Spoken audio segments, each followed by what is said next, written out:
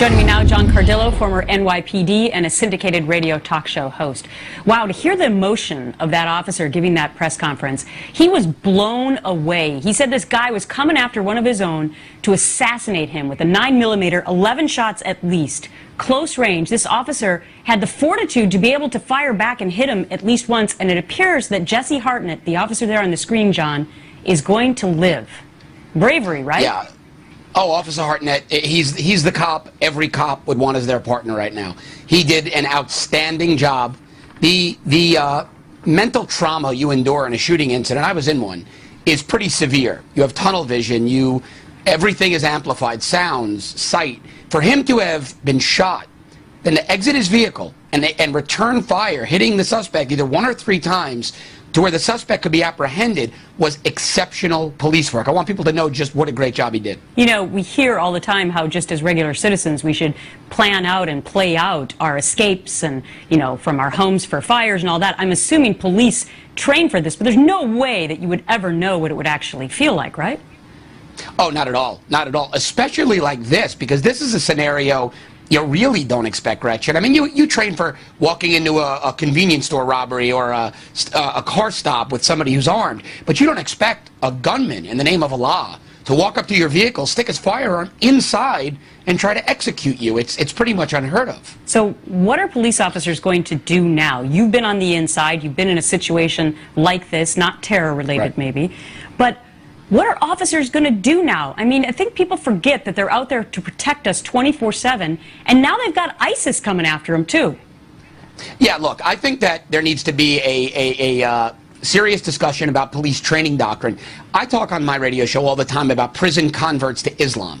We have 30,000 radical felons converting yearly to Islam. If even 1% are apt to commit terror here in the U.S., that's 300. Paris was carried out by 20 guys. So police departments across the U.S. really need to take this threat very seriously and start training for these terror attacks on police and on the public. That is a scary stat right there about the radicalization inside our nation's prisons. Now, John, there's been a tremendous amount of talk about gun control over the last few days, with the president doing a big forum last night on it and having executive action on it with more intense background checks and everything. And then we have an incident like today, and I don't mean to get too political, but it begs to ask this question, which is we find out that the gun used in this terror attack is a stolen police officer's gun.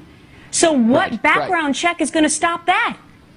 Well, nothing. And I tweeted out the other day, not one of Barack Obama's proposals or executive orders affects criminals.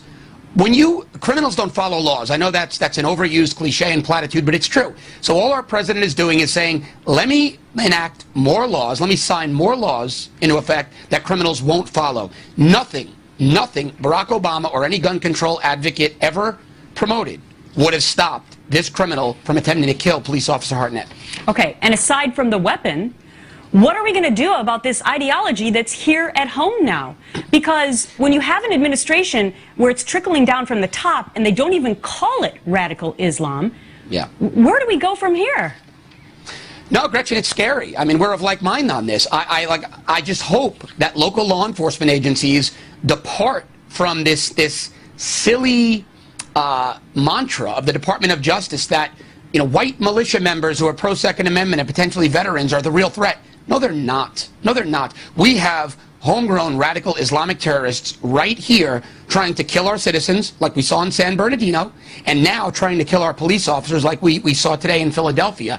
It is an absolutely serious and viable threat that is presenting itself, a clear and present threat to Americans and our police today. And they're still investigating whether or not he acted alone or it was a conspiracy. But what I hope we don't hear from the top is, hey, it was another lone wolf, he was just on his own and he didn't intend to create major havoc. You know what? We have investigations open in every single state with regard to ISIS, and we don't even know if they were investigating this guy.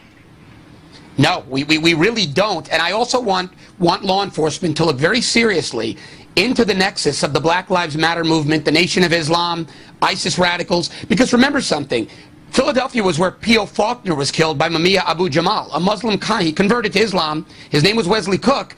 And if you look at the tweets of Black Lives Matter leadership, they constantly praise Mumia Abu Jamal and Joanne Chesimard, Assata Shakur these days. Cop killers, brutal cop killers. There is a nexus of these organizations, and I want law enforcement to look at it very seriously.